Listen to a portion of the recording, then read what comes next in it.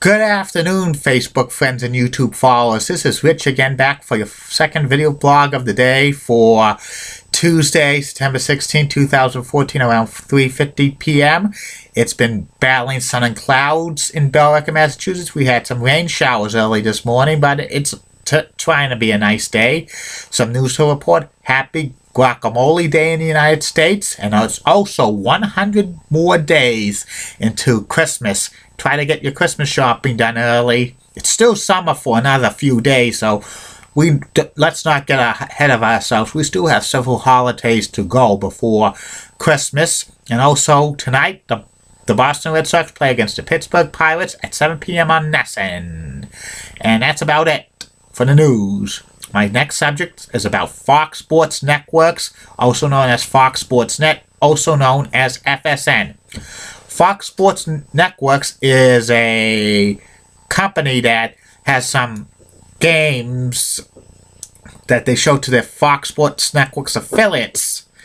And the program strategy of Fox Sports Networks is there's regions that have the Fox Sports Networks branding, and say if it's Detroit, they have the rights to the Detroit Red Wings, the Detroit Pistons, and the Detroit Tigers baseball games in their markets.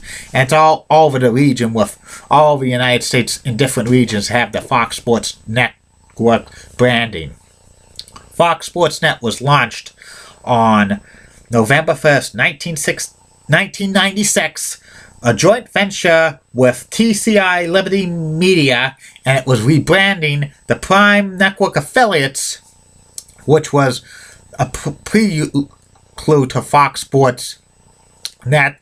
The Prime Network affiliates was in Prime Ticket out on the West Coast, Northwest, Prime Sports Northwest, Prime Sports Arizona, Prime Sports Rocky Mountain, Home Sports Entertainment in the Texas area, also the Midwest, Prime Sports Midwest, KBL Sports Network in Pittsburgh area.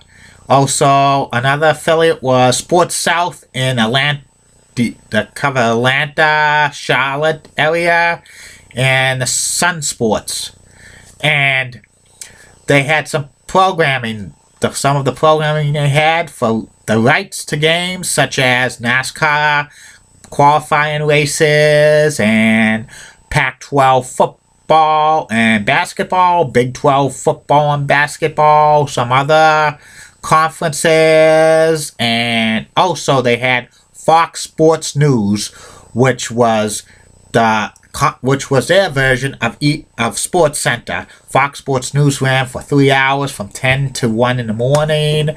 Some of the hosts of Fox Sports News were Jeannie Zelasko, Kevin Frazier, Vanilla Wright, Steve Lyons, and a few others. And they were rebranded as the National Sports Report in 1999 when they signed Keith Olbermann, and Keith Olbermann had his own Sunday program called the Sunday News with Keith Olbermann. It was pretty good. 1997, Fox Sports Net purchased 40% of Cablevision Sports Channel America, and which included New England, New York, including the MSG Network, Florida, Ohio, Chicago, and Pacific area, which was the Bay Area, and those were rebranded as Fox Sports Net regions in January 1998, except Florida, which still had the Sports Channel logo branding until mid-2000. And around 1997 through 2000, Fox Sports Network, or Fox Sports Net, had rights to Major League Baseball games. In 2000, Fox Sports Net had all their regions have the regional sports report at 11 p.m. and it was was a hit because it showed half hour of the sports reports from their regions, which was successful and stuff. Some regions had an early edition at 6 or 6:30, which was pretty successful and stuff like that. Around 2001, Keith Olbermann left Fox Sports Net for like the National Sports Report, and Keith Olbermann Evening News, and the ratings for the National Sports Report dropped, and they were canceled in February of 2002. Plus, a lot of regional sports networks reports were like eliminated as well, but some stayed. Around this time, Fox Sports Net debuted a new show called The Best Damn Sports Show, period, hosted by Chris Rose, comedian Tom Arnold, and a rotation of ex-former football players, basketball players, hockey players, and stuff like that. And it was successful for about 7-8 years. It also had Lisa Guerrero as co-host and others. It was real popular. And also Fox Sports Net had a show called 54321, which was hosted by Leanne Tweed and Wee Man, but that didn't have success. In 2004, Fox Sports Net was rebranded as FSN, and around that time they debuted a new show called IMAX, which was hosted by Max Kellerman. It was kind of a takeoff of Around the Horn, which Max used to host on ESPN. That lasted about a year, but it wasn't successful. They also had FSN Across America, hosted by Carolyn Hughes, which had like subjects for the Fox Sports affiliates throughout the country, but that only lasted a year until she got fired because she had an extramarital affair with then LA Dodgers pitcher Derek Lowe. She was fired. Eventually, she married Derek Lowe, and they're still married today. And also, they had the sports list was hosted by Summer Sanders, which was the top 10 list of sporting things, which lasted in the summer of 2004. And in the spring of 2005, FSN had the FSN Baseball Report, and that was pretty successful for 4 years. Also, other shows that Fox Sports did over the years was Going Deep, hosted by Joe Buck, and then Chris Myers. It was a real sports type show, which was successful for a few years. Around this time, a lot of Fox Sports Net affiliates were losing rights to their teams. I know around 2004, Fox Sports Rocky Mountain lost their rights to the Avalanche and the Nuggets because they formed their own network, Altitude Sports Network and Entertainment. Also 2004, all of the Chicago professional teams dumped FSN Chicago to form a new sports network with Comcast Sportsnet.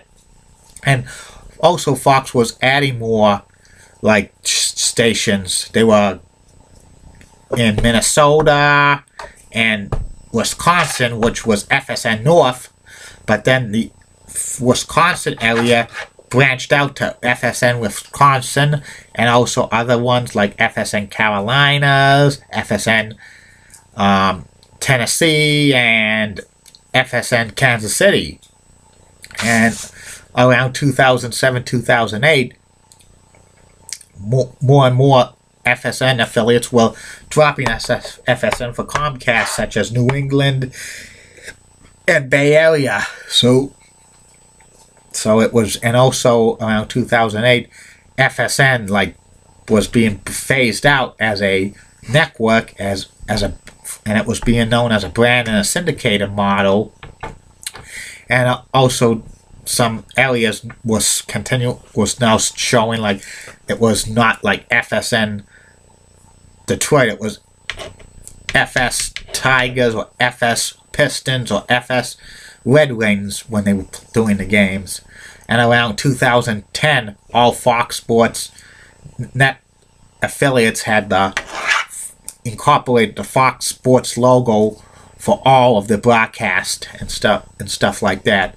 2011 and so, they lost the rights to Pac-12 college football and college basketball games when the Pac-12 formed their own sports network for these games and stuff like that.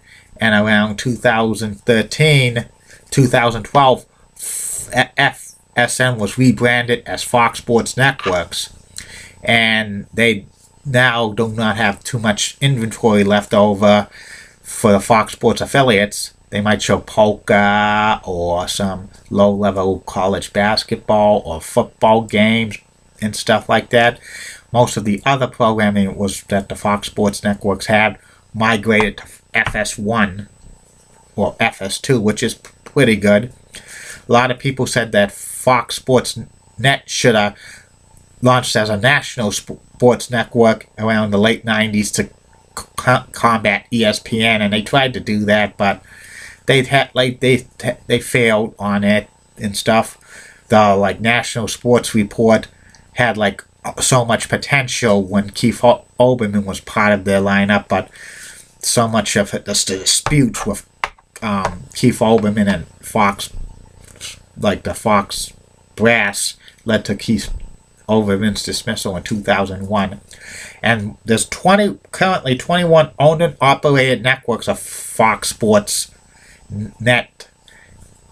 networks and 5 affiliates, including Root Sports, which they have the affiliation of Pittsburgh, Rocky Mountain, Northwest. At one time, that used to be owned by Fox, but around 2008 or so, they sold that to DirecTV, Liberty Media, and in 2011 they were rebranded as Root Sports and stuff like that.